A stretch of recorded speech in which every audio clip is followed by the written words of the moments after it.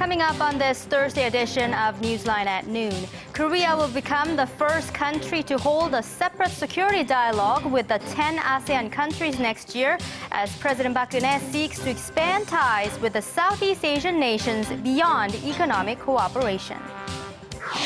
Pyongyang suggests it's ready to declare a moratorium on its nuclear development and missile testing when diplomatic talks resume, but Washington maintains action should come before dialogue.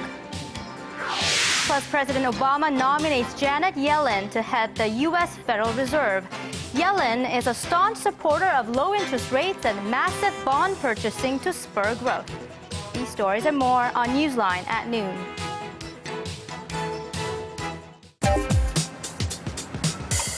Where's the best place for bibimbap? Les Jeux Olympiques d'hiver se dérouleront-ils à Pyeongchang? هل أنتم حقاً سابع أكبر مصدر في العالم؟ この歌手は誰ですか？你好，最近哪部电视剧的人气最旺？ Korea is attracting interest from around the world. The more you know, the more you want to know.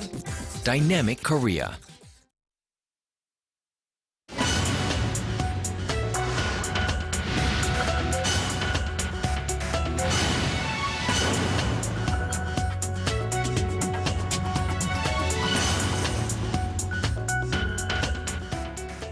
Thanks for joining us. You're watching Newsline at noon. I'm Choi Yusan in Seoul. Very good to have you with us. I'm Mark Broom. We start with President Park's trip to Southeast Asia, where she has been emphasizing the need for cooperation with the 10 ASEAN countries beyond economy and trade.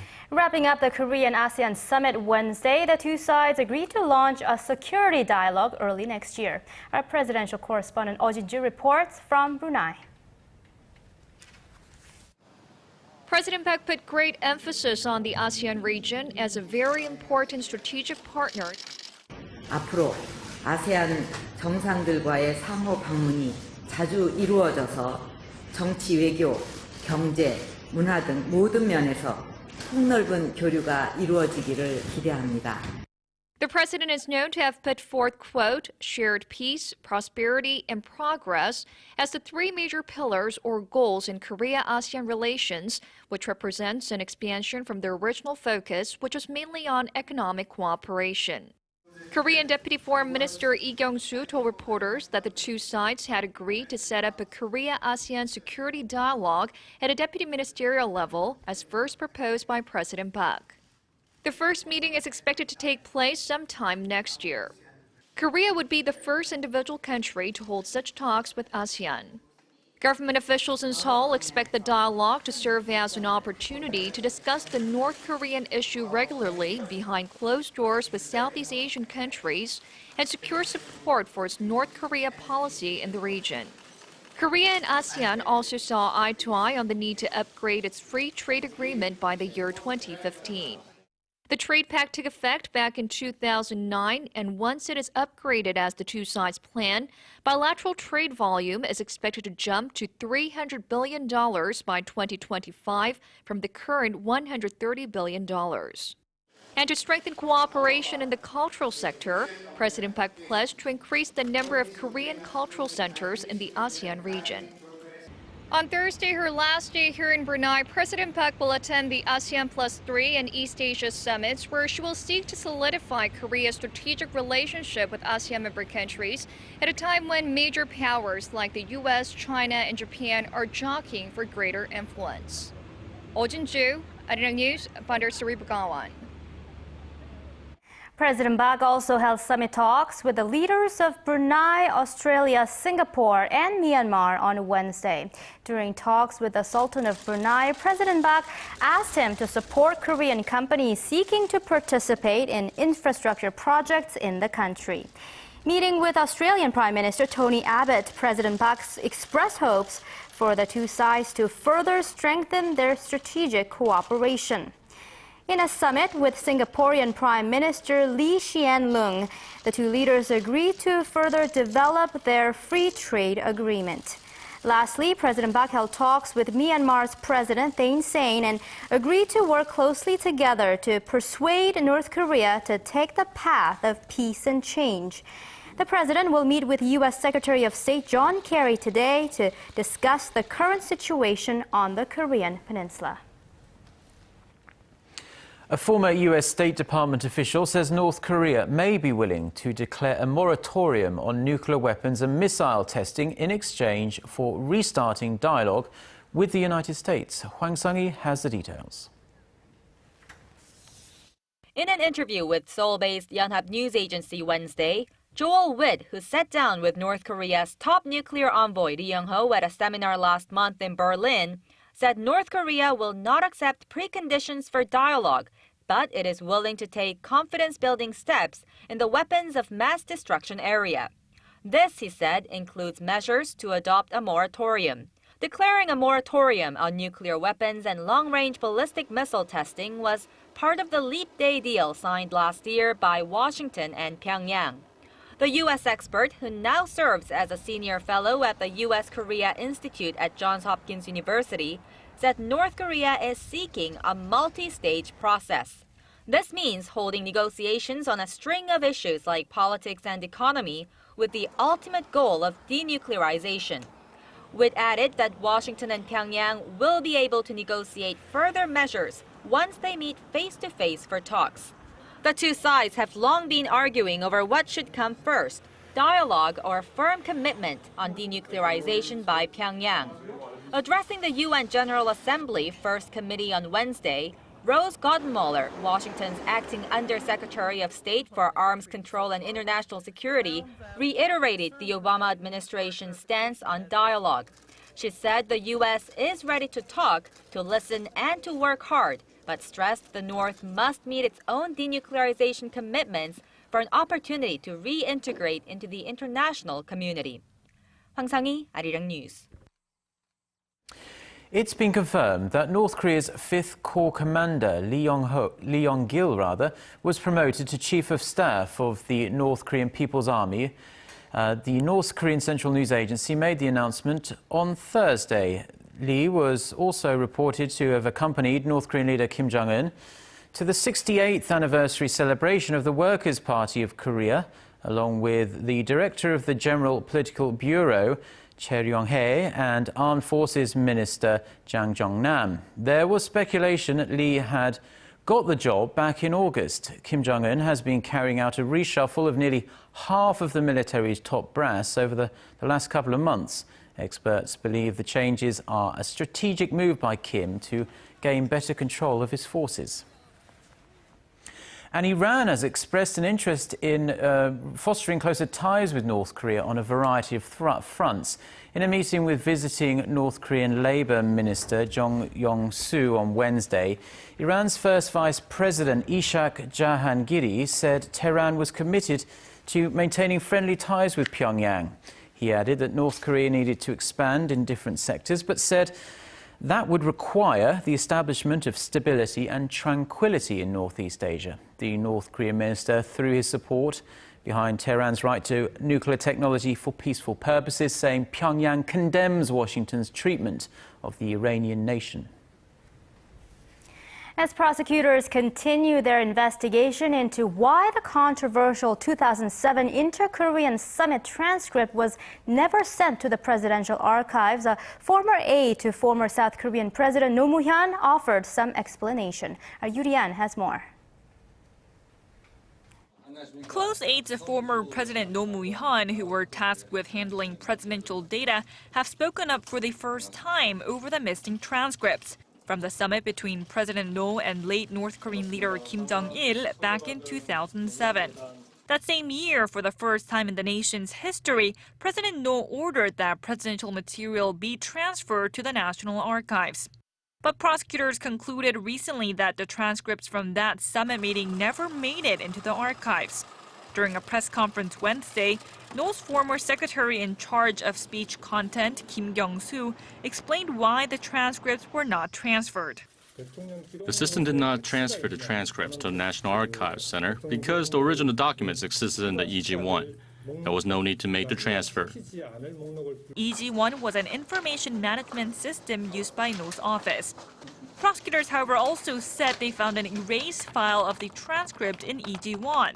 The ruling Saenuri party has questioned whether Roh directed his aides to dispose of the transcripts in order to cover up his alleged remarks about giving up the nation's de facto maritime border in the West Sea during the summit talks with Kim Jong-il.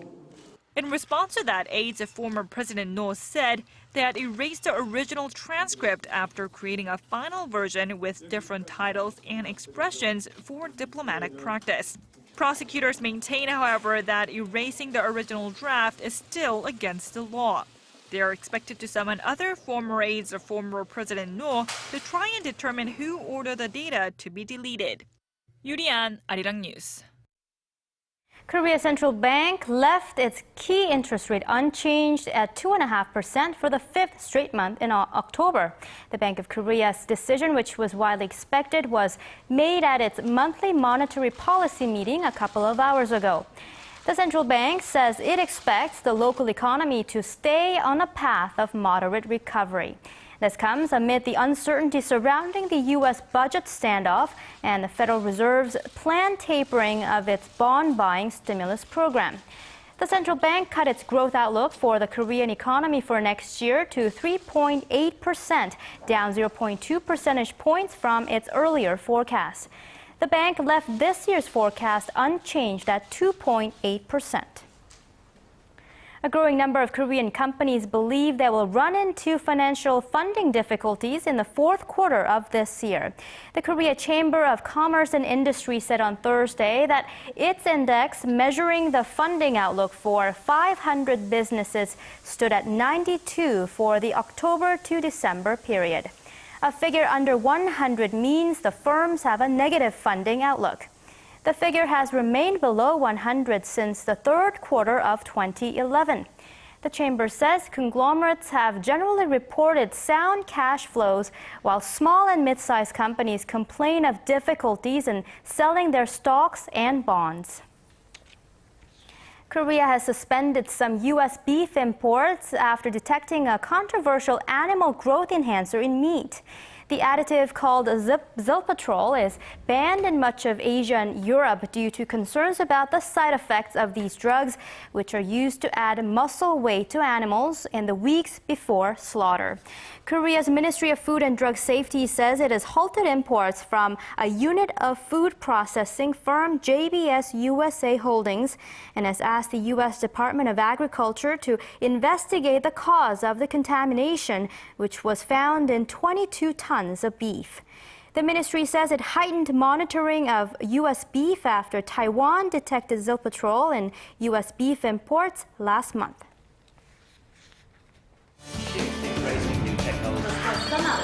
For your fill of Korean and international news.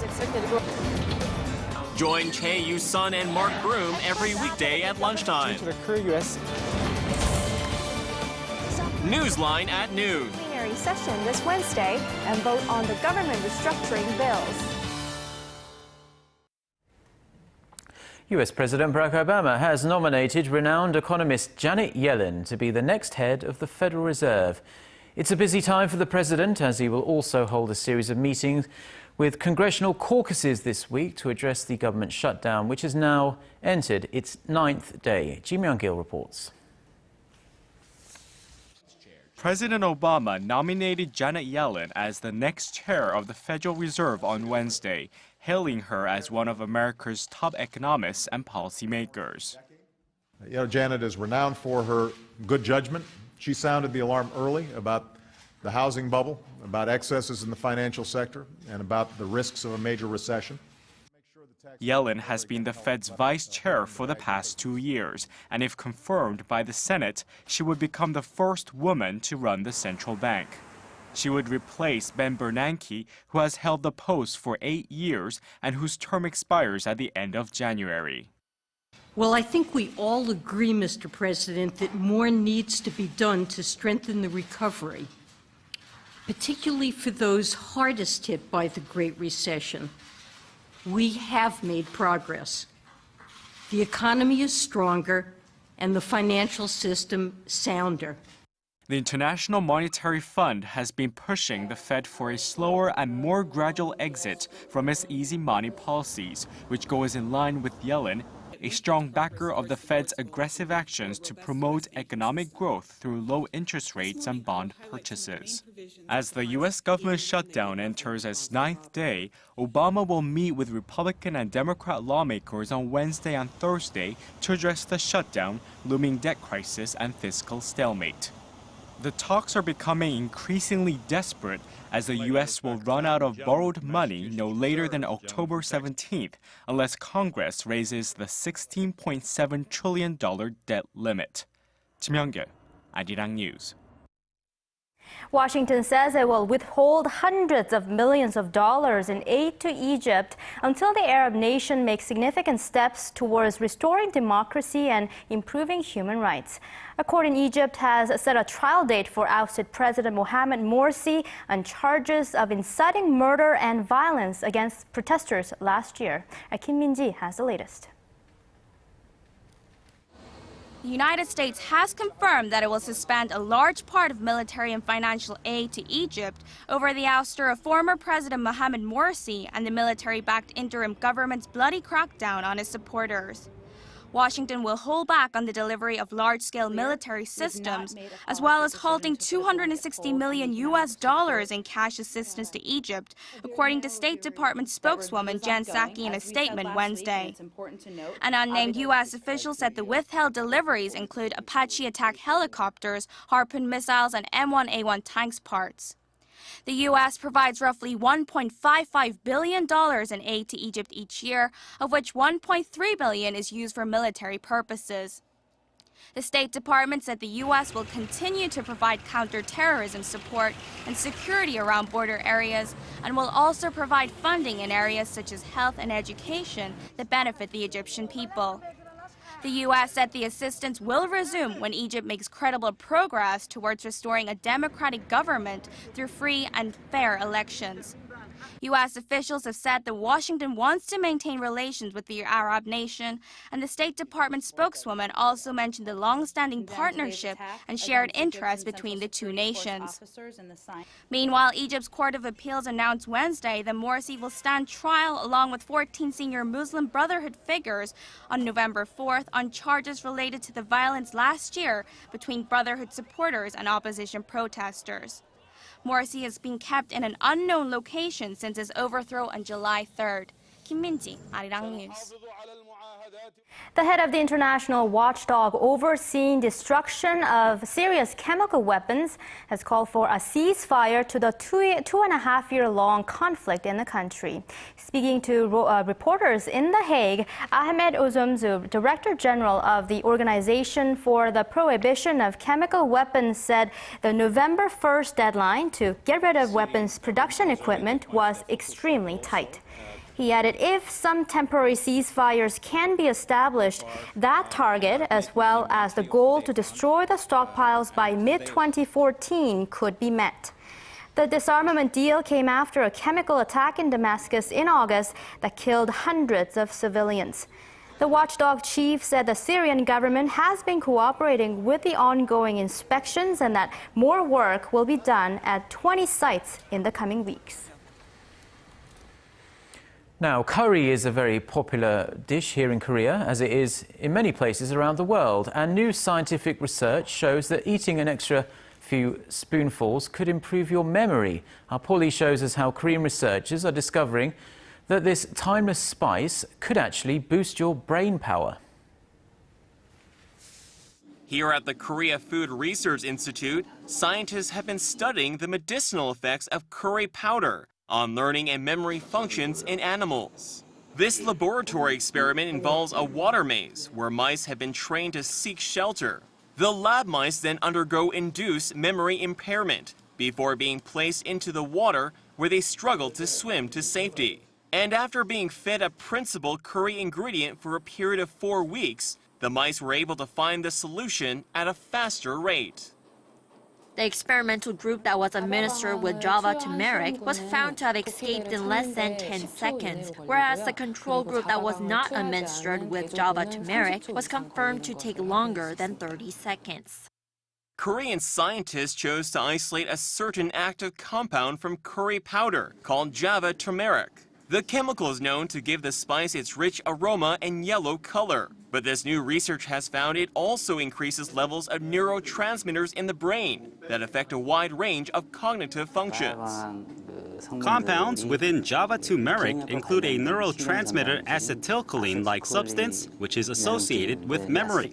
We found that this acetylcholine-like compound inhibits the breakdown of memory-related enzymes or increases the synthesis of such enzymes.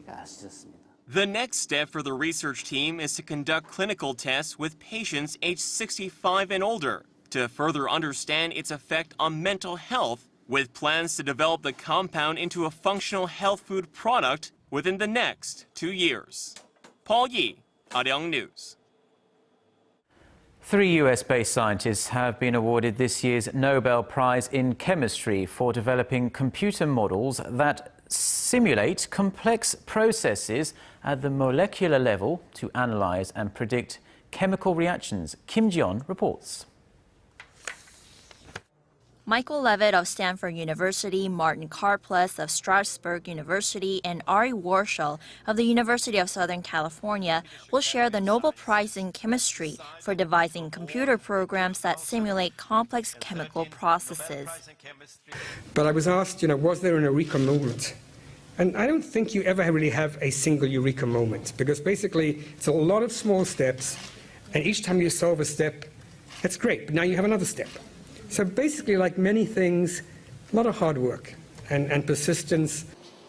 The trio used computer simulations to combine chemical processes such as quantum mechanics, which explains the making and breaking of chemical bonds, and classical Newtonian mechanics, which captures the movement of proteins. Their work embodies chemical reactions that occur at lightning speed and have become a mainstay for researchers in various fields from medicine to solar energy. Moreover, their approach may one day make it possible to simulate a complete living organism at the molecular level, something that Levitt has described as one of his dreams. So we want to simulate the large molecules that make everything work in cells. And because these molecules are large, we have to use computers. The Nobel Prize in Literature will be announced on Thursday, and the Nobel Peace Prize is to be awarded Friday. This year's Nobel season will end with the Economics Award next Monday. Kim Ji-yeon, Arirang News. Let's now get a check on the weather with our Kelly Park filling in for Lee Ji-hyun this afternoon. Hello, Kelly. Good to see you again. Well, long time no see, Sun and Mark. It's really great to be back here in the studio on this beautiful autumn day just right after Typhoon Dennis. But, it's just one thing after another these days. We have 2 other tropical storms, Wipa and Nari, that just developed near Philippines. Well, it's lovely to see you again, Kelly, of course. But it's funny how just last week, forecasters said we were looking forward to a typhoon-free year here in Korea. But I guess they jumped the gun a little bit. That's right. People tend to think that the peak season for the tropical storm would be summer. But, it's actually continues through fall. And with the ocean temperatures being so warm, nearly over 30 degrees, additional typhoons are likely to form. But at the moment, Typhoon Nari won't have any influence to the peninsula. Now, the central regions will be enjoying clear sunny skies this afternoon, but the clouds will start rolling in later on. But meanwhile, down south will be mostly cloudy to overcast skies in the picture with some scattered showers later today. And tomorrow will be exactly the opposite of today. There are some spotty showers forecast for the central regions, while the southern provinces may stay sunny under partly cloudy skies. Let's take a look at our satellite map. The central regions will be dominated by the high pressure system from the east, bringing sunny skies, followed by increasing clouds. But later, in the south, it will be influenced by a low pressure system, bringing some scattered showers for the Cholla and Jeju Island and later in the Gyeongsang provinces, but it'll only be a small amount, so no big worries there. And finally, let's go over to our numbers for today. Seoul will be topping out at 26 degrees Celsius, that is 79 degrees in Fahrenheit. Daegu and Gwangju will both see a high of 25, Busan a degree lower at 24. Now, other regions starting from Jeju Island and Daejeon will both see a high of 26 degrees, and Mount Kumgang will be topping out the lowest at 19. And that's all for Korea, and here's the international weather for viewers around the world.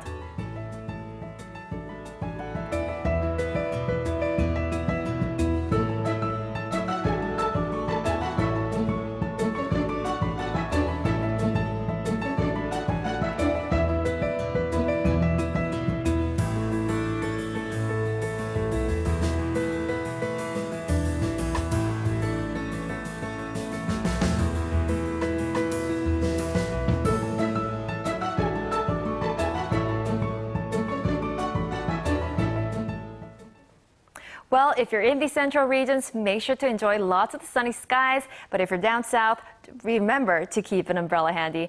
Enjoy the rest of the day, and back to you guys in the studio. Well, thank you very much, Kelly, for that weather report there. And that's pretty much all from us.